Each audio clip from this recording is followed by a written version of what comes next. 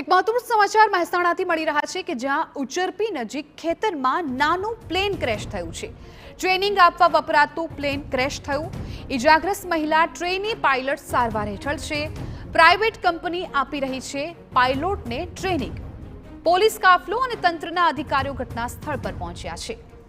તો મહેસાણાનો આ બનાવ છે કે જ્યાં ઉચરપી નજીક ખેતરમાં એક નાનકડું પ્લેન ક્રેશ થયું છે। ટ્રેનિંગ આપવા વપરાતું હતું આ પ્લેન। ઇજાગ્રસ્ત મહિલા ટ્રેની પાયલટ સારવાર હેઠળ છે। મહિલા છે આ પ્લેનની ટ્રેનિંગ લઈ રહ્યા હતા એ દરમિયાન આ પ્લેન ક્રેશ થઈ ગયું છે। હાલ જે મહિલા ઇજાગ્રસ્ત થયા છે તેમને સારવાર માટે હોસ્પિટલમાં ખસેડવામાં આવ્યા છે। મહત્વપૂર્ણ છે કે પ્રાઇવેટ કંપની પાયલોટને ટ્રેનિંગ આપી રહી હતી એ દરમિયાન આ દુર્ઘટના સર્જાઈ છે।